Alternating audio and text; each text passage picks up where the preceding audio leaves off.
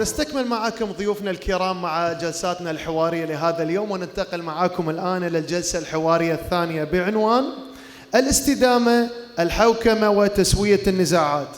فليتفضل كل من المتحدثين في الجلسة الحوارية الثانية. أهلا وسهلا بكم. المتحدث الأول هي رئيسة قسم أعمال سيادة القانون منطقة الشرق الأوسط وشمال أفريقيا، نائبة رئيس المكتب الإقليمي للشرق الأوسط لكسس نكسس، فلتتفضل السيدة سارة حدادي. أهلا وسهلا بكم. أما المتحدث الثاني من خلال هذه الجلسة الحوارية الثانية هو شريك في كيرتس LLP ورئيس قسم القانون الأمني الوطني قوة المهام سبارتن، فليتفضل السيد جون بالوضية. أهلا وسهلا أستاذ جون.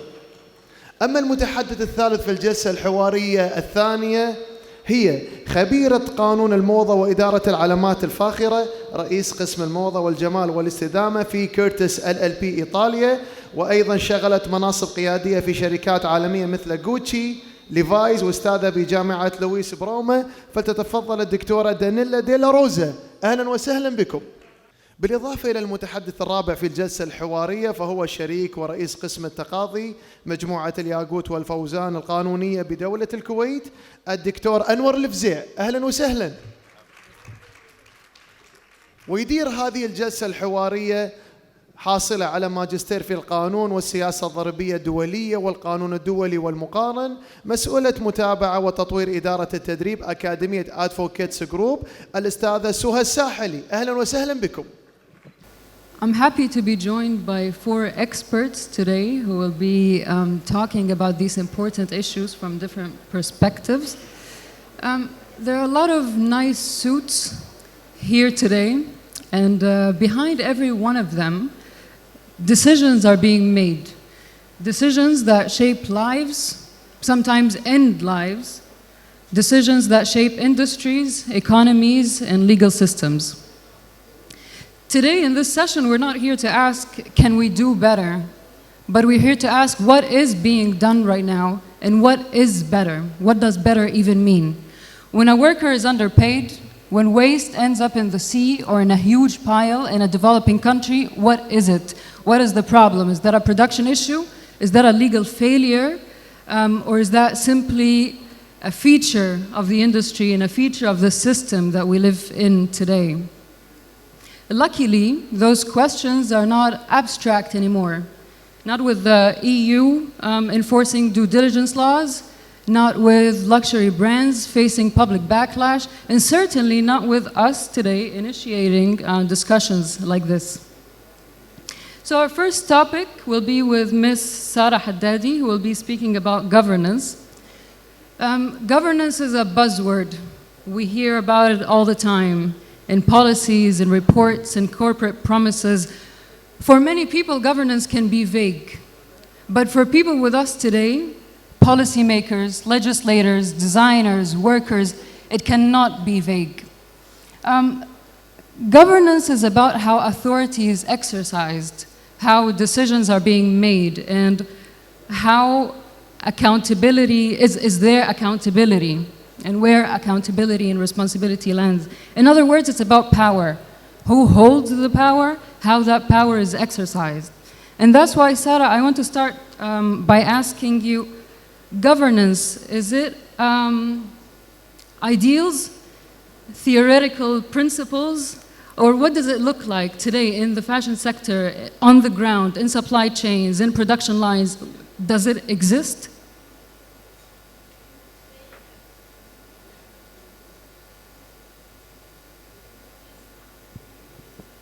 Test.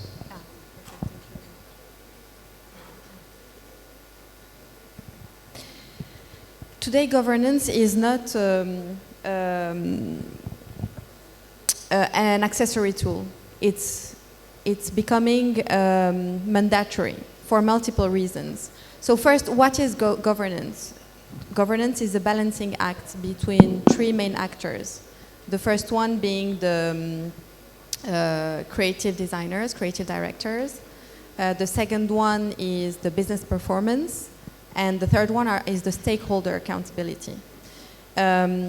Corporate governance has several forms. It's board of directors, It's advisory committees, executive management, and the power is not done on a hierarchical manner.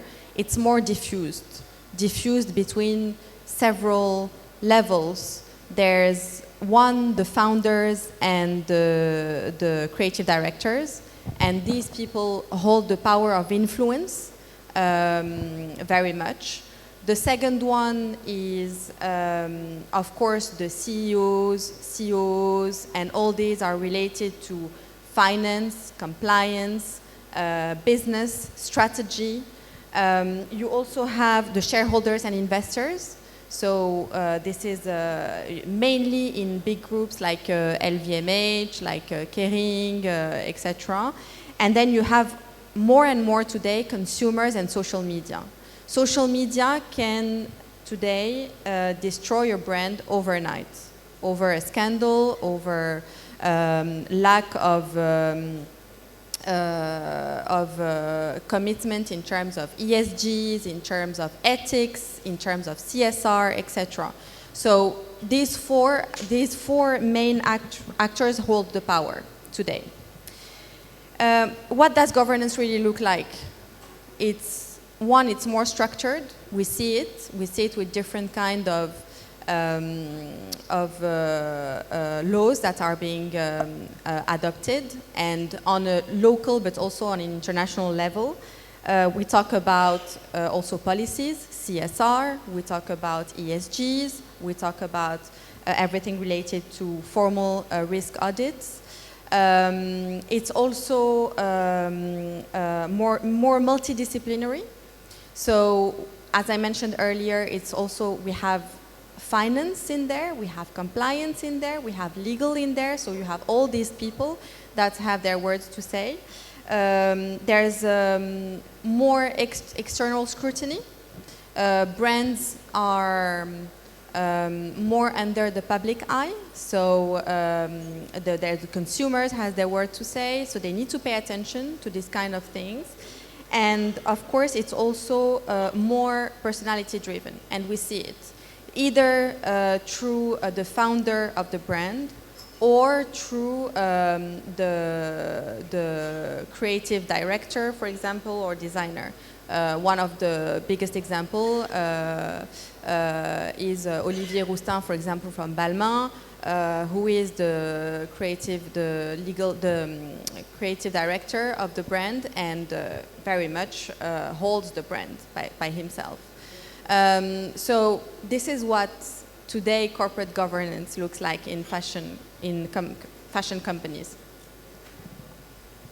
Okay, so governance is applied today. There is a structure, but there isn't one clear, there isn't someone exactly that holds the absolutely, power. yeah. You said social media holds the power of governance today. Can you elaborate on that? How does social media... So consumer and social media are a new source of power that needs to be taken into account whenever we talk about governance. So of course you have the bodies, internal bodies, but not only. You have also to think about external factors, and in terms of consequence? In terms of how the decision making. For example, I'll give you an example, a very clear example. I don't know if you know about Mustela. It's a brand it's a French brand that is very popular in Europe, and they do hygiene products, baby products, etc. Recently, they have appointed a new CEO. Mustela, as many other brands like this one, are very much under the pressure of consumers who want these type of companies to take more responsibilities in terms of environmental consequences, etc. You have to know that Mustela, they have a product that are baby wipes. Those baby wipes represent around 20% of their revenue in France, and around 2% worldwide. But you have to know that most of their revenue is done in France and in Europe. They have appointed the new CEO. Her name is Sophie Robert Velu. And because of the consumer pressure, decisions have been taken. One of them is that they will, by 2027, remove completely baby wipes from the products that they currently have. So we don't know by which product they will replace it today, but this will be removed.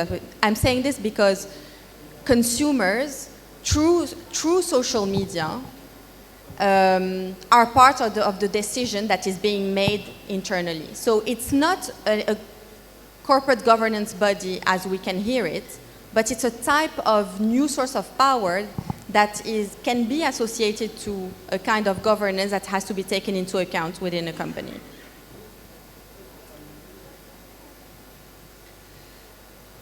Okay, so government, you think governance is exercised today, and we're seeing results of it.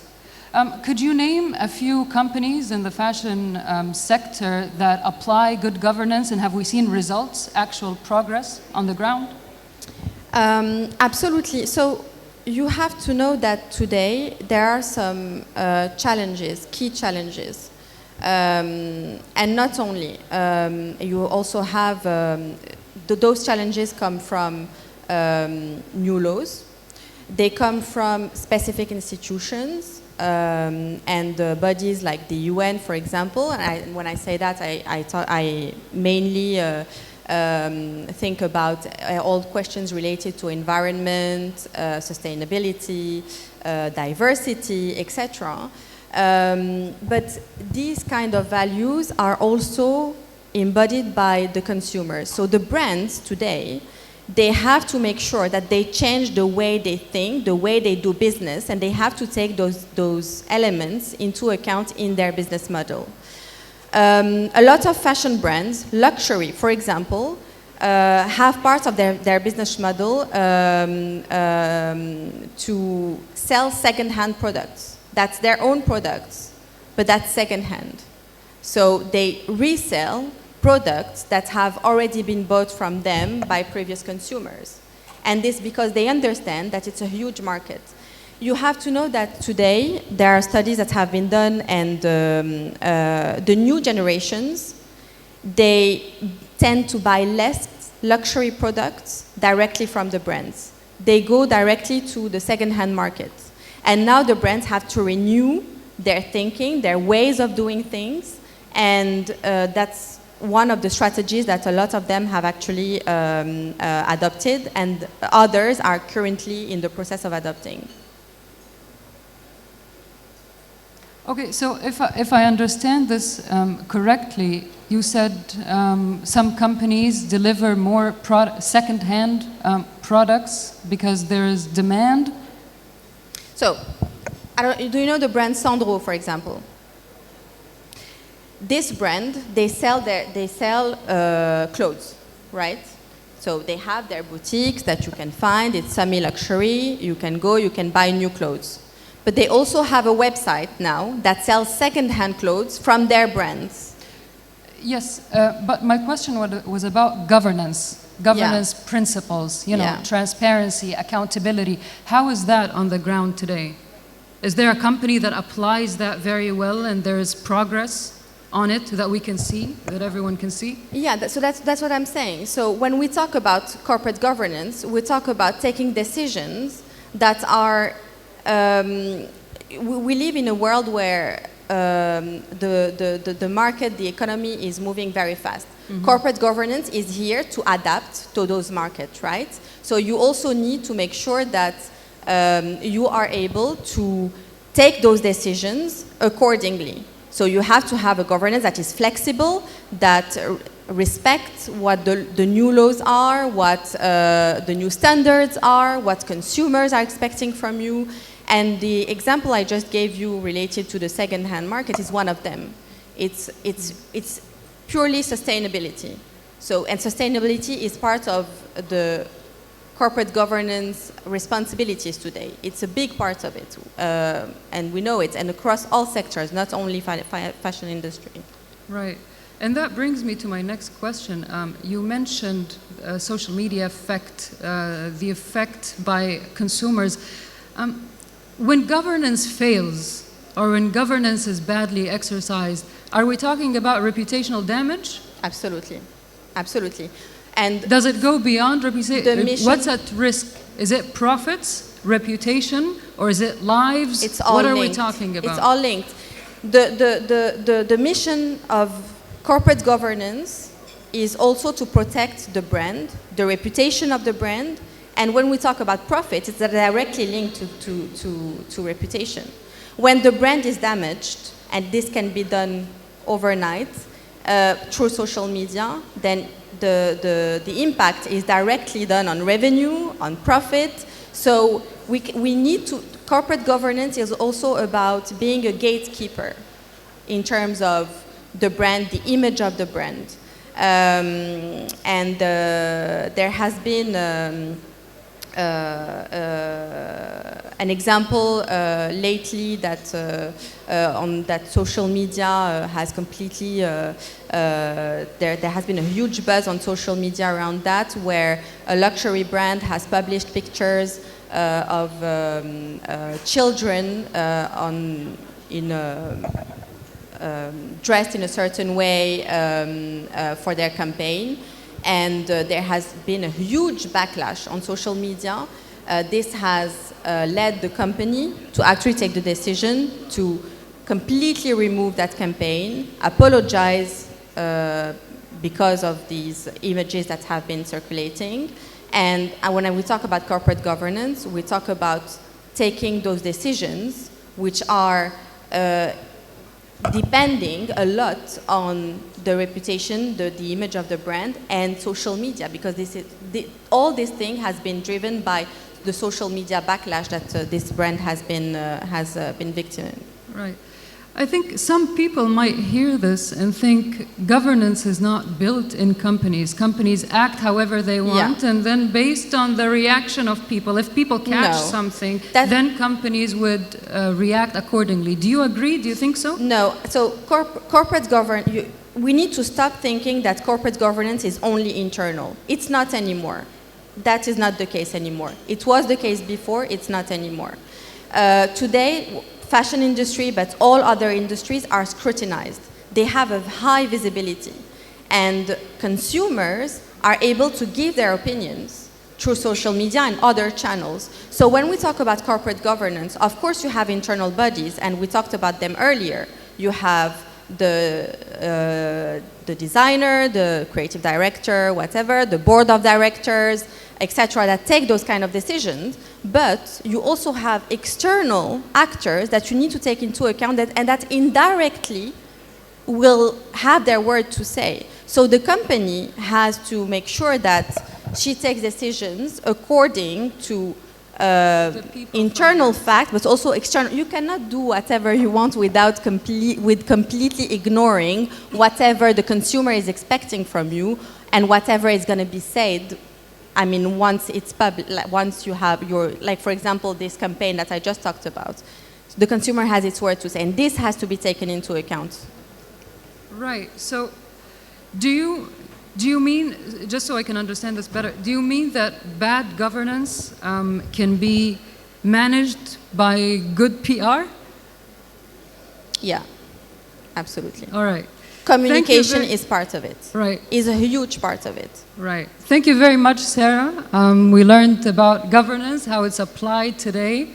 And now, we're going to move to Ms. Daniela De La Rosa, who will be talking to us about when governance fails, when violations happen, when disasters happen. Have we entered an era of real legal consequences, or are we just talking about PR? Well, while we wait for the presentation to come up, let me thank everyone for having me here. I mean, I'm really grateful for this opportunity to talk about a subject matter that is very dear to me. I use this time while everything is getting technically ready just to present the fact that I'm heading the practice of fashion, luxury, and beauty in Curtis, and I've been working in the fashion industry, both in the corporate world, so working for the companies as well as in firms. And I'm also teaching fashion law in Rome and in the business school in Amsterdam and Milan. So this is definitely a topic that is very much of interest to me and hopefully to you. So you were asking about when governance fails, what it happens. In fact, we have a very thorough regulatory scheme in Europe, which started, I would say now 10 years ago.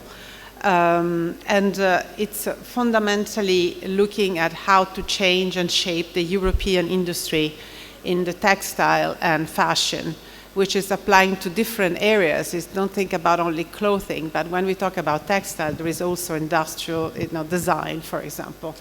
Well, this is just me. I've already introduced myself, so I would just go to what I would like to address today.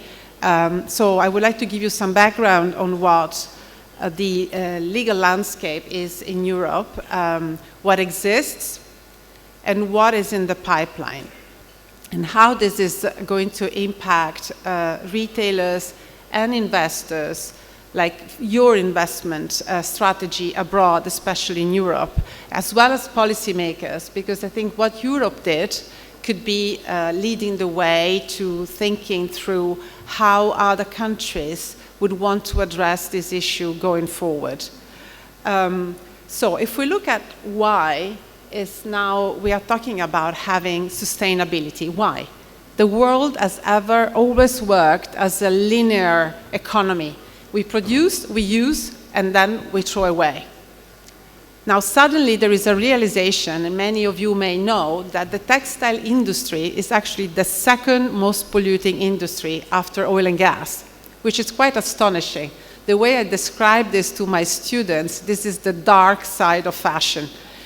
In fact, we have staggering data. If you look at this presentation, I took some of the European Union studies on the level of pollution created and the use of natural resources. Just a couple of data for you to focus on. Less than 1% of all the textile worldwide are recycled. Just imagine how much natural resources are used when we produce the clothes that we are all wearing or the tablecloth that are on the tables. Also very important is that, at least for Europe, we produce, each of us, 11 kilo per person of textile waste every year. And this is data for Europe. If we look at the US, it's probably going to be higher because there it drops the number of times a cloth is actually worn. There are studies saying that some clothes are worn and washed 5 times and then thrown away. So if we look at the magnitude, then you will understand why the greenhouse emissions and the use of water has created an industry that can be affecting the way we do business in this area. And here is why the European legislator has decided to address an industry which traditionally wasn't regulated. Telecoms are regulated, energy is regulated, textile wasn't regulated. The only regulation was labeling. In Europe, we had to put a label on clothes saying what the content was. Is it 100% cotton? Is it 20% polyester? And that was it. Now everything has changed. This is a Copernican change in the European laws. How do the European laws work? For whoever of you is not a lawyer in this audience, and I understand there are many lawyers, Europe has fundamentally has two types of legislation. We have regulations, which are directly applicable to companies. So once the European Union issues a regulation, all 27 states are subject to that law. And in some instances, we will see some impact also on at the extraterritorial level. Or you have directives, which are minimum requirements that Europe gives to the 27 countries. Then there will be a couple of years for so-called implementation. The country has to adapt that minimum requirements in the directive in the national body of law, and then it will become applicable in that specific jurisdiction. What this means is that in terms of regulatory developments, since 2015, Europe starts looking at how they could foster a sustainable economic growth. So for the first time, it started reflecting on specific industries, batteries, for example, for vehicles becoming now more and more towards electric ones. Batteries was one of the verticals that was looked at. And then next to it, textiles. In 2020, the European Green Deal is what had sort of aimed at an extremely ambitious target, which was the one of reaching the reduction of 55% by 2030 of all the emissions, greenhouse emissions, compared to 1999.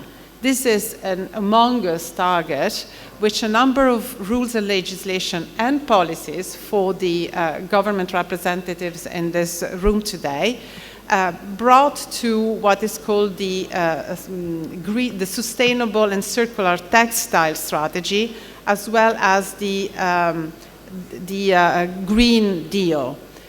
And last but not least, because laws are sometimes followed by reality check, recently, this February, so we are talking about a couple of months ago, there was what's the so-called omnibus, that's Latin, omnibus simplification package, which launched a so-called stop the clock. It was so ambitious that Europe decided that in some instances it had to lower the pace of implementation and ease on companies some of the due diligence process and reporting process that we just discussed earlier today. So just to give you a sense of what we mean by a big package of laws, here you have it. You know, you have a number of regulations and directives, and we said what the difference is between the two, which goes from the reporting directives, such as the CS3D, which we will look at in a second, forced labor, as well as the ESG rating and the textile labeling regulation revisions. Some are in force, so already law in all Europe, with some impact on international investors investing in Europe and exporters and retailers. Others are still in the pipeline, such as the Green Claims Directive. We talked about earlier marketing and communication. What is a green claim? If I'm saying that this is 100% silk and it's not, if I'm saying that it's 100% so-called bio-cotton or sustainable cotton and it's not, what is green cotton means is that it has to be materially proved. All of this may become law soon and will definitely impact the work of designers, industrial operators, producers. So if we look at one by one, and I'll go quickly because I know I don't want to take too much time and too much of your attention, we have the area of reporting directives, which is part of governance. It's part of transparency, as we discussed today, because we have deadlines to present how your business is impacting the environment and what are the activities that your business is putting in place to ease that impact, to reduce that impact. Depending on the size and the number of employees, the application of these laws have been sort of progressively implemented. So 2025, major companies, especially the ones that were already subject to the non-financial disclosure. What are non-financial disclosure? Every year, I have to publish my balance sheet, and together with that, all the non-financial information regarding my company. Those are the companies that in 2025 have to disclose in accordance to the Corporate Sustainability Reporting Directive, and more to come. Then there is the Corporate Sustainability Due Diligence Directive. You will say, why you need two? Well, that's what companies asked as well. This directive, in fact, is very focused on supply chain and what I would say the value chain in the textile industry. So you do not only talk about your own operations, but you need to talk about your subsidiaries, wherever those are located, in Europe and abroad, as well as your business partners. Who are you having a joint venture with? Who is distributing your products? Where are you sourcing your materials globally? You can see that this is an extremely burdensome legislation where for 2028, non-European companies with a turnover of more than 1.5 million will have to report about their supply chain as well. That means a lot of governance. That means tons of transparency and a lot of work on all the stakeholders in this industry. Then we talk about CO2 emissions. We have the Carbon Border Adjustment Mechanism regulation. It's very technical, it's very complex, happy to answer to any questions about it, but fundamentally what it says is that when you are importing a product within the European Union, you have to face the same carbon costs as goods produced within the European Union. So you need to register your company, buy the certificates when you enter in if the cost of your production is lower than the cost of production of the same goods in Europe, because we have, as you can see, a lot of regulation around it. So cost for production in Europe is so much higher than in so many other places. So you can see that this was initially thought for sectors like iron, steel, aluminium, fertilizers, but by 2030 it's going to be extended, and carbon emissions are very relevant in the textile industry as well. Eco-design. For the designers in this room, the other regulation that we have implemented is if you want to have a cradle-to-cradle economy, you cannot do it once the product is already produced. You have to think cradle-to-cradle. You have to start producing, manufacturing, and designing products in whichever industry, not only clothes, whatever is produced, in a way that can be reusable. They can have a second life. And to do that, you understand we will have a major change management in company, because you will have to think about how you can reduce the carbon and environmental footprint in the choices you are making when you design and produce an item. What is particularly interesting in the eco-design regulation is that it paves the way to introducing less impactful natural resources, less impactful materials on natural resources. And so innovation, research and development is going to be stimulated to create more sustainable materials. So cotton, for example, which is natural, easy to recycle, it's extremely impactful on water. It uses up a lot of natural resources. Some proposals. Green Claims Directive. I just mentioned one. If I claim and I market my product as being sustainable, I have to prove it. It's not yet in force, but this very much talks to how brands, how producers, how exporters are marketing their products. And the Waste Framework Directive.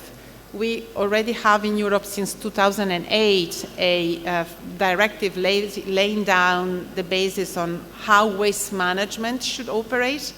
What this directive introduces is what is called the extended producer's responsibility, which basically makes every producer liable for the life cycle of the product. So it's not only governance, it's not only transparency, it becomes pure direct responsibility of certain stakeholder in this business. As you can see, this is massive, and it's so massive that this recent simplification package is trying to give companies, European and non-European, impacted by this legislation, more time to be able to adapt and implement those rules. In particular, for the CSRD, they limited the request on data for their value chain. They looked at only first-tier suppliers. Whoever works in this industry knows that the value chain of suppliers is very long, and normally contracts between producers and brands are only with the first tier, as well as all the de minimis thresholds for the CO2 certificates. But to stay tuned as to what is going to come next.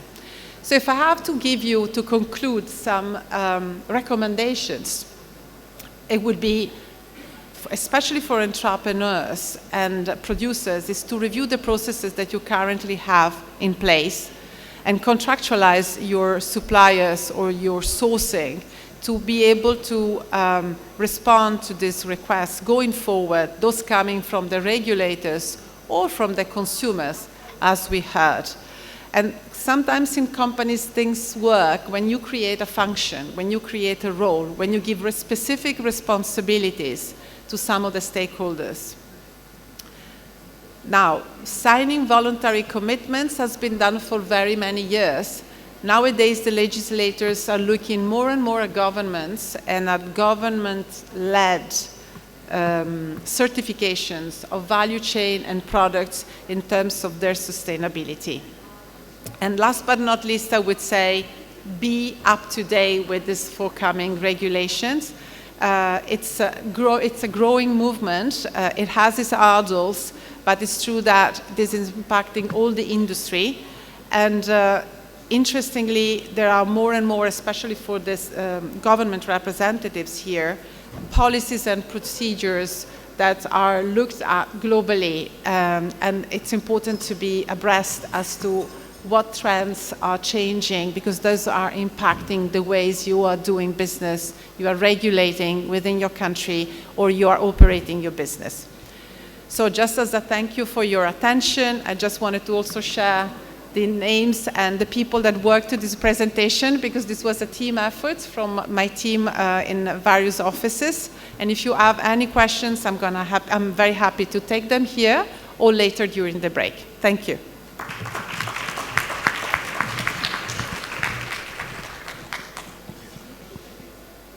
Thank you very much, Daniela. You outlined the EU frameworks, the CS3D, the CSRD, the green claims, and all of that. These frameworks rely heavily on corporate self-reporting. So if we're relying on corporations snitching on themselves and enforcement mechanisms are weak, don't you think that the EU may be not preventing greenwashing, is just adding paperwork? Well, it used to be voluntary. It's not anymore. Now it's law. So you have to publish it, especially if you're a public company or even a private. People are looking it up. And it's, in terms of enforcement, it's actually biting you back. And we had instances of a number of cases recently, which is sparking litigation in this area, which wasn't a very litigious area in the past, because claims around supply chain and forced labor or sustainable production were made in a light fashion. And then it came back. So some brands, and I don't want to make names, but some brands, famous brands, were caught in the fire of this. So the major claims out of the reporting, in fact, come from the antitrust authority and the misleading advertisement, or from criminal cases. This is to date. I might expect more to come. In terms of whistleblowing, because it's very anti-competitive if one group produces in a certain way and others don't, and compete on the same market, with one having higher costs.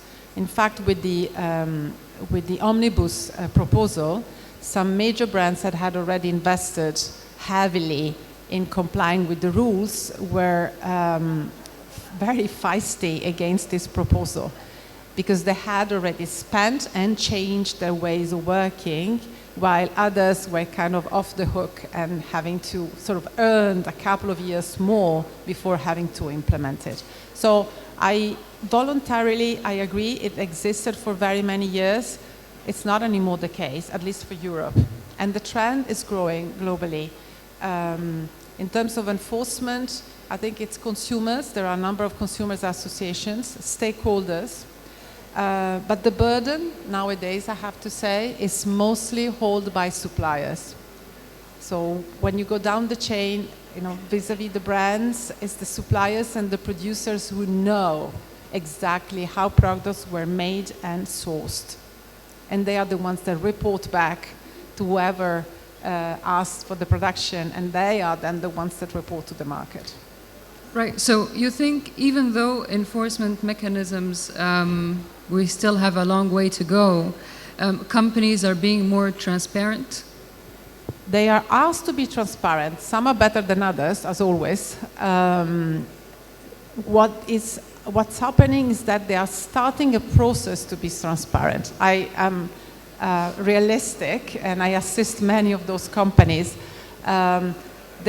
Traditionally, this was not a regulated business.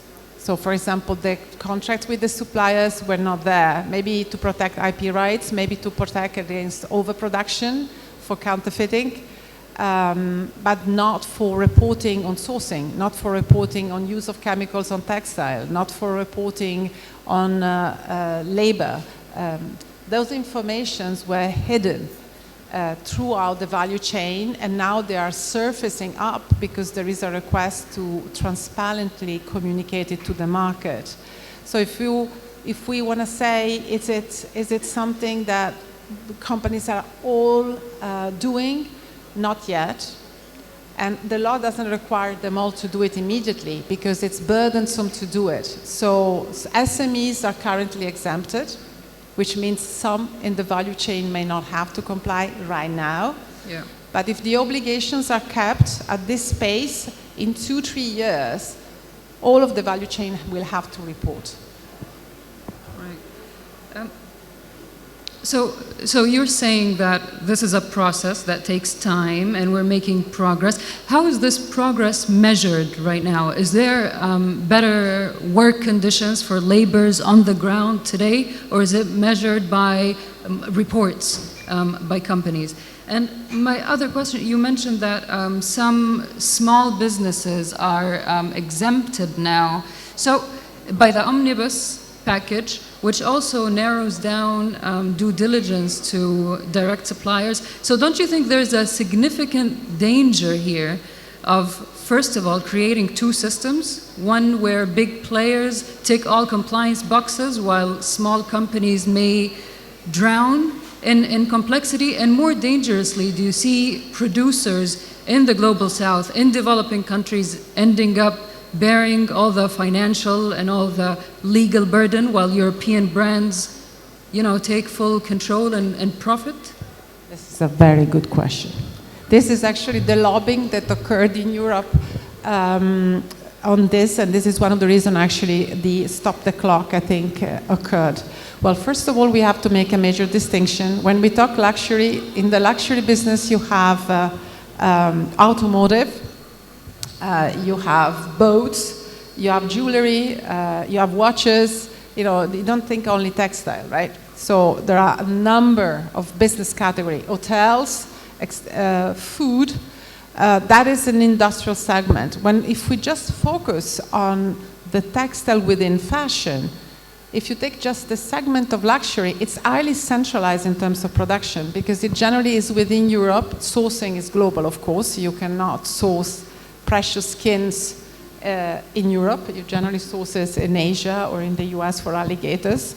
But if we look at where the major impact in terms of global supply chain, that comes from sportswear and from fast fashion. There is you really have a major impact and a burden on suppliers. Europe thought that the policy, if you read all the policies and previous analysis, they thought that this was a way to allow production to improve itself in terms of conditions, because the demand for better wages, better conditions, as you are saying, better quality, was going to be the natural consequences of reporting on the bigger companies. So I want to work with you because you use the less impactful chemicals on your textiles, and therefore I'm going to go in Pakistan producing with that specific supplier. The reality check is this is not happening because the cost of better production is borne, as you are saying, still at the supplier level. But there are instances in which once big brands and which have a reputational interest are caught in the fire, they review their supply chain. And so the ones that had not percolated down and looked at throughout the supply chain to the bottom of sourcing how that was produced, those ones have started changing things. So it's a very slow process. Yes, today the cost is borne by the supplier, and especially globally this has not yet an impact. But remember, European laws are fundamentally effective in the 27 European countries, with some non-European, so extraterritorial effect for importers in Europe, so exporters to Europe, and for investors. So if you are an investor in Europe, you will be affected by these regulations. But if you are a producer in Pakistan or in Mexico, you are not, unless you are working for a company that is based in Europe, and then this regulation will impact you. Right. So I was told that we're running out of time a bit, so we have to move to other speakers, but thank you very much for clarifying this. I just have one more question. So just a recap about the CSRD. CSRD is mainly about transparency, right? It tells companies, tell us what you're doing about environment and about, social impact. But it doesn't say you have to reduce environmental footprint.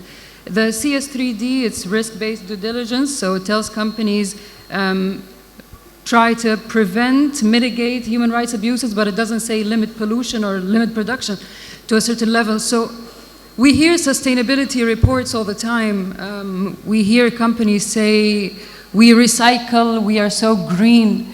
But when we look at the ground today, when we look at the environmental disasters, the wage theft and all of that, and the production is growing and emissions are rising. So my last question for you, Daniela, can you be fully technically compliant with all these laws and still be absolutely destroying the environment? I think that actually you could be technically compliant and go out of business. So it's very difficult to be technically compliant with all of these laws. The environment will always be impacted. There is no way of not impacting the environment. What these laws require is to find ways to mitigate. There are a number of businesses that are using a lot of energy. So the way you do it, you try to make a waste to energy mechanism to try to compensate. Others that are very impactful on water and use on water, so you will try to recycle all the water you use. So zero impact is an utopia. Right. I don't believe that this can be achieved. Okay.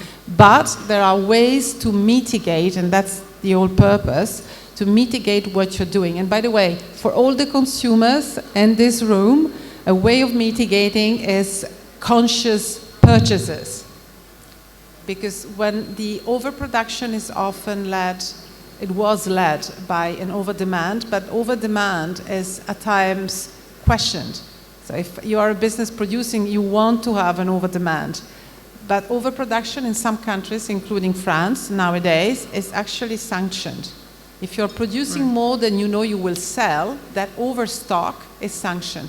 Why is that? Because it's technically waste. Law says that when you produce something and you have it, but there is no intention to use it, technically you are producing a waste. Waste has used natural resources, and at the same time it's going to be a problem to dispose of it. Yeah. So thank you so much, Daniela, for asking this question.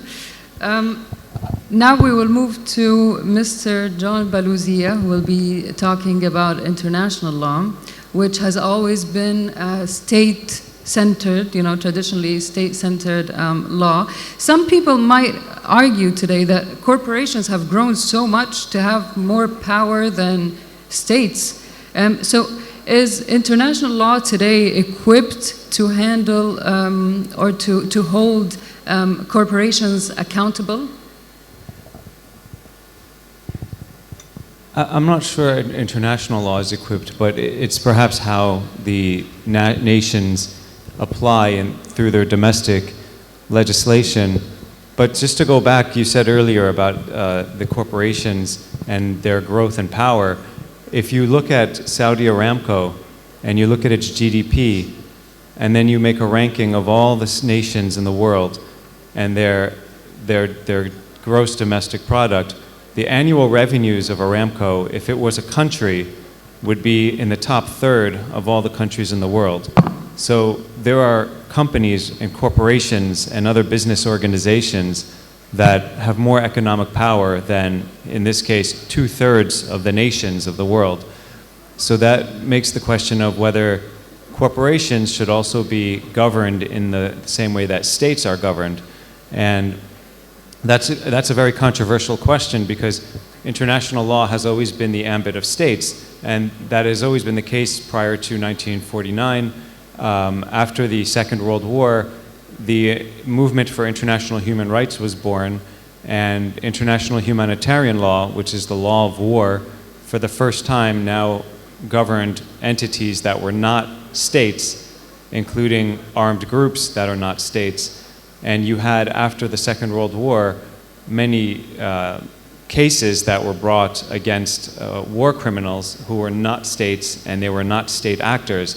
They were corporations. For example, the corporations that had sold chemicals to the Nazis, that had used those chemicals to commit war crimes, to commit genocide, crimes against humanity, they had been held accountable in the same way that states had been traditionally held accountable under the laws of war. So there has been a shift. You know, we can argue the ethics and of that, but rather than go into that, I think we have to just acknowledge that there is a very real risk now that corporate entities are governed under international humanitarian law and international human rights law, as states traditionally have been. And so they have a great deal of risk, not only from the perspective of domestic law and domestic enforcement and criminal proceedings against them for complicity or other acts in furtherance of international crimes, but also civil liability from NGOs, from victims who claim that corporations have been responsible for some abuses of their rights. So what are we talking about when we talk about legal consequences that corporations face today? Is it still reputational damage, or are we moving beyond that? Because when you look at reports from the Human Rights Watch, for example, you see that those violations are they're not exceptions, they're not isolated cases, they're systematic. So shouldn't international law by now have gone beyond voluntary commitments towards enforcement? Well, again, so international law is basically the law that states establish through international treaties and through international conventions. And you have both the international conventions and you have regional, and many of the laws that now govern corporate entities are regional, either guidelines or regional declarations or some conventions. Daniela mentioned some of the legislation available in Europe. There's also some in the Americas, the Organization of American States, for example. The OECD, Organization for Economic Cooperation and Development, has certain guidelines. The ASEAN group has certain guidelines. So these international or regional organizations will pass certain treaties that apply to their corporate entities and require certain acts, reporting, compliance with labor rights or compliance with environmental standards. But I think the bigger issue is just private litigation and private action. And I wouldn't limit it to just reputational damage. I mean, the judgments that are brought against these corporations are quite significant. I'll just give a couple of examples. Recently in the United States, in 2023, the Lafarge Corporation had settled with the United States Department of Justice and the IRS for a settlement of $778 million for its alleged complicity in acts that took place in Syria years ago when ISIL had occupied territory in Syria.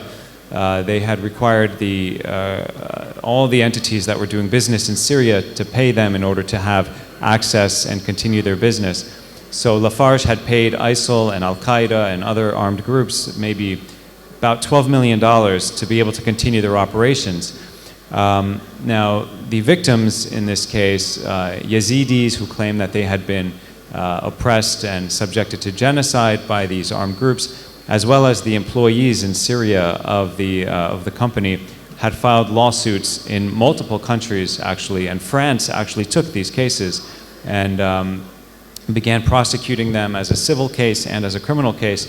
And in the United States, it was discovered that Lafarge had made these payments. And even though the United States has nothing to do with the acts that took place in Syria, and these were all transactions that were not in United States dollars, the fact that Lafarge had a presence in the United States was enough to trigger the jurisdiction of United States sanctions laws. So the United States became involved and began an investigation, and it led to really a landmark prosecution, the first of material support for a foreign terrorist organization. And the judgment was almost $1 billion, so that's a lot. Another case, Nevson had been doing work in Eritrea, and this was a forced labor case where there had been a forced labor case that also led to a very significant settlement of millions of dollars. So these cases are reputational and they're also financial. Right. Thank you. Since we're running out of time, I will only ask you one question. I think many people today who have businesses want to understand what real consequences they would face. So if you, John, had a company, a fashion company here in Kuwait, because we know that there are so many, you mentioned a few cases, but we know many more corporations are complicit. So if you had a company here in Kuwait and you realized your supplier was using forced labor or child labor in country X, how would you defend yourself legally? Would you say, I didn't know? And does this I didn't know still hold up in court today? Well, what a lot of companies do is they have what's called a human rights due diligence. So they impose on their own operations certain requirements that they're always looking at themselves and what they're doing. So due diligence typically is what a company does when it buys another company or when it enters into a contract or a joint venture with another company. But what I would be doing is doing a due diligence on my own company, and that's called a human rights due diligence. And in addition to that, I would be doing due diligence on my suppliers, on my partners, on my joint venture partners, on all of their operations. And I would be reporting, so self-reporting to our own board and self-reporting through human rights reporting frameworks, which many of them exist, to avoid all of those risks. And then when these occur, I would actually self-report to authorities, because generally when you report a violation, if you're the one who initiates it, so this is an example in United States law, for example, with sanctions laws and others, when you report it yourself, the consequences are mitigated, but if they discover it and they begin, say, a prosecution or some action, you can face full penalties. Okay, so what I understand from your answers, you think that now we're moving a bit from the I didn't know to you should have known, right? So if everyone should know in the beginning, why are we still treating it as accidents? Why is it not complicity in crime? Well, I mean, there's two things. I think people are discovering, and they are acting. One example is China. There's many reports about in Xinjiang province, the forced labor of Uyghurs, and this has been reported by many international organizations. Many companies are pulling out now from the Xinjiang province. Those that are not pulling out, the other issue that you have is there's, you know, in terms of we should have known,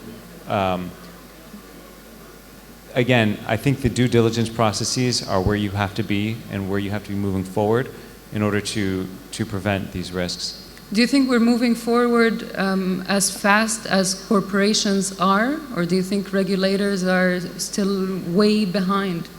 Because time is exactly what corporations use to entrench these bad practices. So aren't we just institutionalizing this for the next decade or two? And a last question is, who do you think benefits the most from the system as it is today?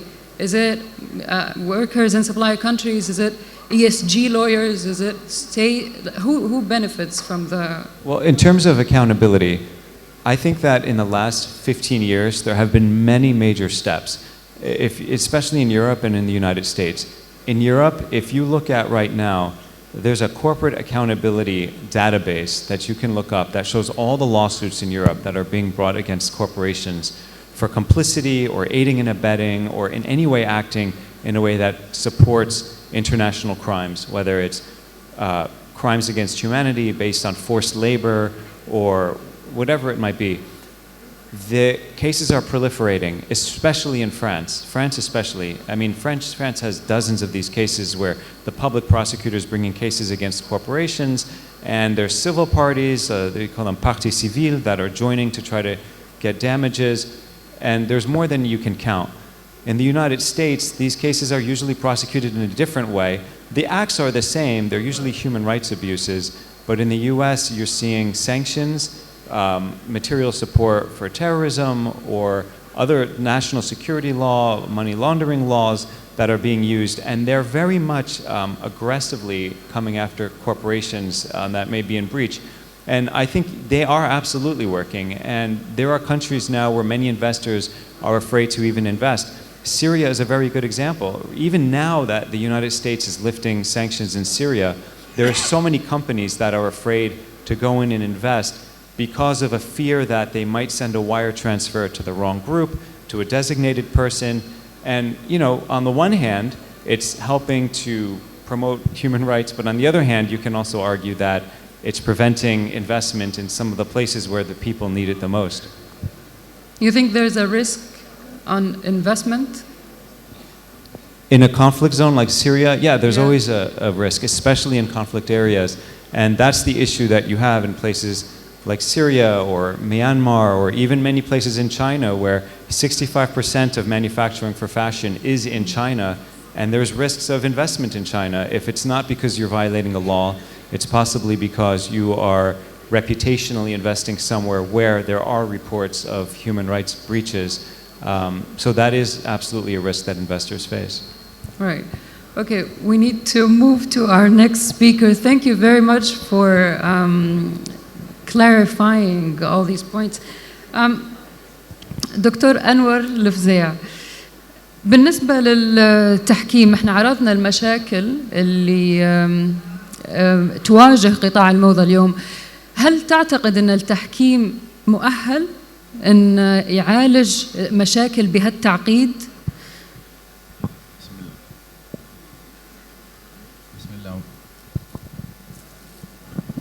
بسم الله والحمد لله والصلاة والسلام على سيدي رسول الله وعلى آله وصحبه وسلم. لسوء الحظ أنا آخر المتحدثين الله يعينكم. طبعا قبل أن أجيب على هذا السؤال أحب عندي خاطرة بالحقيقة. أنا سعيد جدا بوجود هذه الفعالية في دولة الكويت والدعوة إلى قانون للموضة في دولة الكويت، لأن أنا أعتبر الكويت عاصمة الموضة في جزيرة العرب. إذا كانت ميلانو هي يعني عاصمة الموضة في أوروبا، فأتصور الكويت هي عاصمة الموضة في الجزيرة العربية.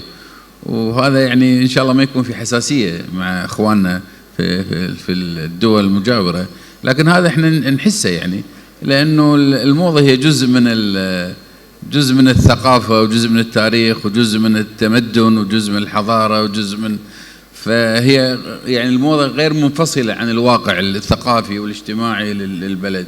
وأنا أعتقد إحنا في هذا المجال يمكن متقدمين شوية أكثر من غيرنا، ولذلك حينما ندعو إلى يعني أن يكون هناك في قانون خاص للموضة أو يكون مراكز لفض المنازعات المتعلقة بالموضة، فأعتقد هذا مستحق في دولة الكويت.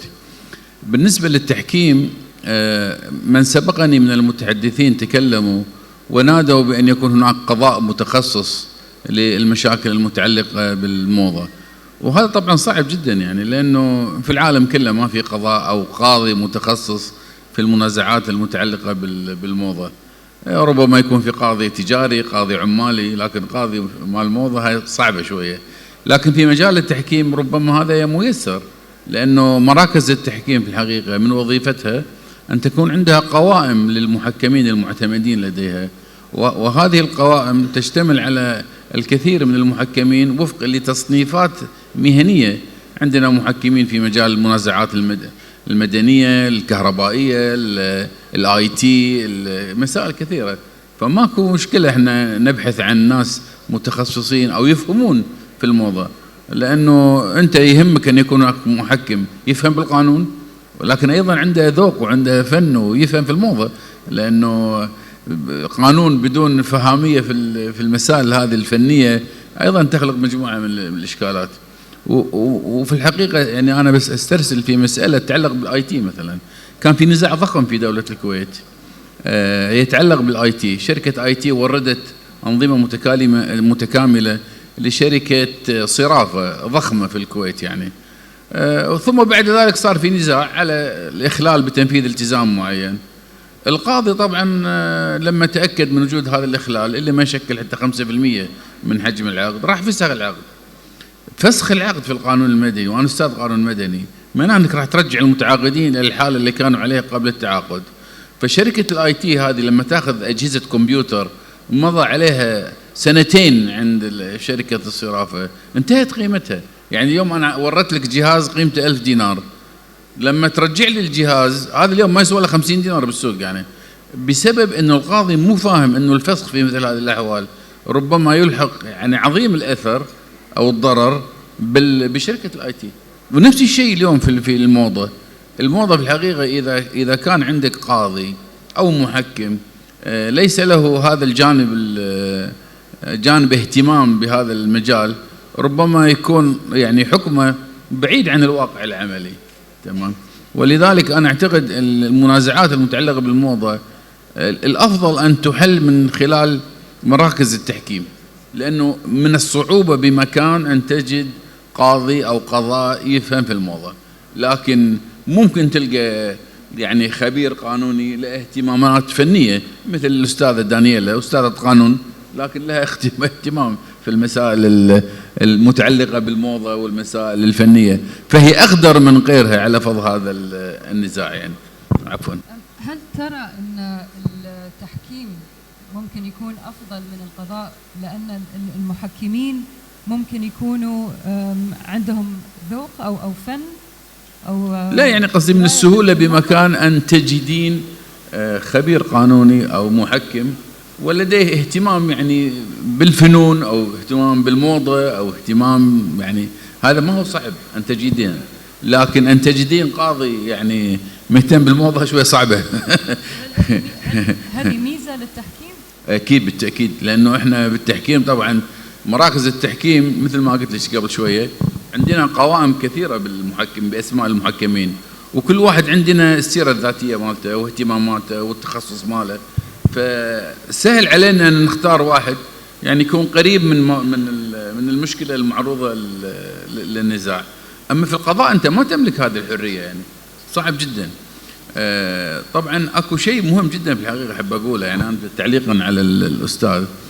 طبعا مشاكل الموضة هي ليس فقط تتعلق بالملكية الفكرية، يعني الملكية الفكرية جزء منها، سواء الحق في السرية وبراءات الاختراع والملكية الفكرية إلى آخره، لكن هناك تقاطعات مع قوانين كثيرة تتعلق بالموضة، يعني مثل الهيومن رايتس، هاي شيء مسألة مهمة جدا.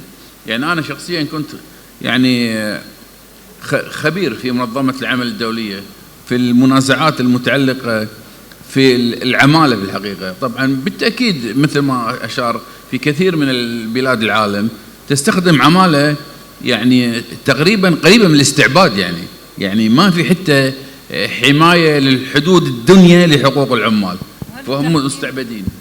هل التحكيم قادر أنه يحل مثل هالنزاعات؟ التحكيم طبعا لا قواعد خاصة فيه، يعني لو كانت الأطراف من نظم قانونية مختلفة جدا، ثقافات مختلفة جدا، أماكن مختلفة. هل التحكيم قادر أنه يحل هالنزاعات؟ تمام. احنا طبعا في مجال التحكيم نميز بين مسألتين، بين المسائل المتعلقة بالنظام العام والمسائل اللي ما لها علاقة بالنظام العام. تمام. المسائل المتعلقة بالنظام العام كالمسائل الجنائية أو المسائل المتعلقة بالحقوق والحريات أو المسائل المتعلقة بالقانون الإداري، هاي طبعا التحكيم ما له شيء فيها. تمام. التحكيم ممكن يتدخل في الحقوق المالية المتعلقة بهذه براءات الاختراع أو بالعقود المبرمة بين الأطراف اللي هي عقود التراخيص، هذه مجال الخصب للتحكيم. إنما ملاحقة مثلا من يعني ينتهكون حقوق العمال مثلا، ما أقدر أنا بالتحكيم أفضها، مستحيل يعني. تمام. هذه تقتضي وجود يعني دولة وسلطة عامة يعني تقهر هؤلاء الناس وتردهم عن هذا الاستعباد أو هذا الانتهاك لحقوق الإنسان. إنما غير كذي ما صعب جدا يعني. أيضا في جانب مهم جدا يمكن ما أدري إذا حتطرق له، وهو مسألة أيضا حماية المستهلك. يعني حماية المستهلك لها أهمية كبرى في مجال الموضة، ويمكن الأستاذة دانييلا أشارت يعني إلى الريجوليشنز اللي موجودة في أوروبا والمتعلقة بضرورة كتابة يعني نوع الأقمشة وتكوينها الصناعي، لأنه هذا له علاقة بسلامة الإنسان وبصحته. يعني في كثير من الأمراض الجلدية سببها أنواع الأقمشة، يعني الأقمشة اللي نسبة البوليستر عالية فيها جدا ربما تؤدي إلى يعني نوع من الأكزيما ونوع من الالتهابات الجلدية. فلا بد أن يكون المستهلك عارف، ولا بد أن الدولة تحمي هذا المستهلك. فهذا جانب أيضا له علاقة بالموضة. فقانون الموضة إذا كان له أن يوجد في المستقبل فهو في الحقيقة عبارة عن تقاطع لقوانين كثيرة. يعني يمكن الناس تركز فقط على الحقوق المتعلقة بالملكية الفكرية، لكن لها علاقة بالهيومن رايتس، لها علاقة بحماية المستهلك، لها علاقة بأشياء كثيرة في الحقيقة جدا. ويمكن يجي لنا يوم من الأيام يكون عندنا، وإن شاء الله يكون في الكويت هذه المبادرة، أن يكون في عندنا قانون للموضة. يمكن مو موجود في المنطقة، لكن أتمنى أنه في الكويت يوجد مثل هذا القانون حتى تكون لنا الريادة في هذا المجال. يعني هل ترى أن التحكيم عنده عوائق معينة عشان يبدأ في قانون الموضة هنا في الكويت، أو تشوف أن لا، قانون الموضة أو عالم الموضة بتعقيداته التحكيم قادر على أن يحلها؟ وشيء آخر فيه مثلا من مميزات التحكيم أن السرعة والخصوصية، هل الخصوصية هذه في القطاع هذا، في القطاع الشائك هذا، تعتبر ميزة أو ممكن أن يكون لها تأثير سلبي؟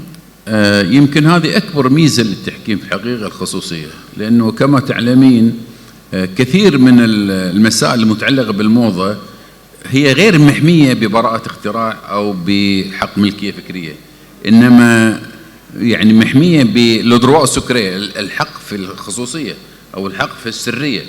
يعني على سبيل المثال كلكم تعرفون العطور مثلا، العطور ما فيها براءة اختراع، العطور ما فيها يعني ملكية فكرية، إنما فيها يعني دروا سكرية، حق في السرية. تمام. ولذلك التحكيم من أهم الالتزامات اللي تقع على المحكم الاحتفاظ بالسرية. ولذلك لو كان في نزاع يتعلق بالسرية، لو عرض على القضاء الأصل جلسات علنية وكل من يسمع وكل من يدري وكل من يقرأ وكل من يشوف. تمام.